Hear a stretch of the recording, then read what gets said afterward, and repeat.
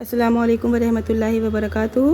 میری social media family, میں ٹھیک ہوں الحمدللہ، آپ بھی ٹھیک ہوں گے انشاءاللہ۔ تو بنا تاخیر کے آج کی حدیث شروع کرتی ہوں۔ اگر ابھی تک آپ نے میرے چینل کو سبسکرائب نہیں کیا ہے تو پلیز سبسکرائب مائی چینل۔ تو حدیث صحیح مسلم کی ہے۔ ام المؤمنین حضرت عائشہ صدیقہ رضی اللہ عنہا روایت بیان کرتی ہیں کہ جب ہم لوگ مدینہ میں ہجرت کر کے آئے تو وہاں وبائی بخار پھیلا ہوا تھا اور سیدنا ابو بکر صدیق رضی اللہ عنہ نے سیدنا بلال حبشی رضی اللہ عنہ بیمار ہو گئے۔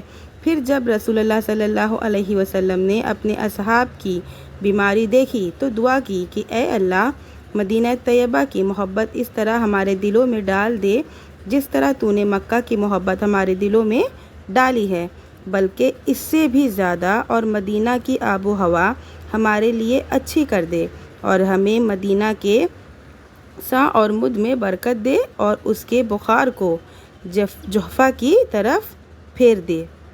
تو فوائد اس حدیث کے: ہجرت کا ثبوت ملتا ہے، مصائب اور مشکلات پر صبر کرنا چاہیے، نیک عمل کرنے کے باوجود بھی مصیبت اور بیماری آ سکتی ہے، آزمائش تو نیک لوگوں پر ہی آتی ہے، دعا مومنوں کا ہتھیار ہے، لہٰذا مصیبت اور بیماری میں دعا کو لازم پکڑنا چاہیے، تعلق باللہ مضبوط رکھنا چاہیے، تعلق باللہ یعنی اللہ سے اپنا تعلق مضبوط رکھنا چاہیے، مسلمانوں کی فکر کرنا چاہیے، مدینہ کی فضیلت کا بیان، مکہ کی فضیلت کا بیان، مدینہ کے مد اور سا کی فضیلت کا بیان، برکت کی دعا کرنی چاہیے، ظالم یہودیوں اور باشوں کے لیے بد دعا کرنا جائز ہے، بیماری، مصیبت اور آفت کو صرف اللہ ہی دور کر سکتا ہے کیونکہ اللہ کے سوا کوئی بھی نبی، رسول، ولی، پیر، بزرگ یا فرشتہ مشکل کشا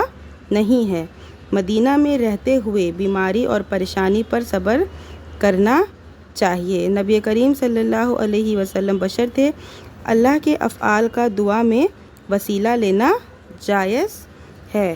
تو بہت ہی اچھی حدیث تھی کیونکہ آج کل جو بیماریاں ہیں بہت زیادہ آ رہی ہیں اور بہت ہی زیادہ لوگ پریشان ہوتے ہیں بیماریوں سے، تو ہمیں بیماریوں پر گھبرانا نہیں چاہیے۔ یہ اچھے برے ہر لوگوں کے لیے ہر لوگوں پر آتی ہے، ہمیں جو ہے اس پر صبر کرنا چاہیے اور اللہ سے دعا کرنا چاہیے۔ تو امید کرتی ہوں آپ کو حدیث سمجھ میں آئی ہوگی۔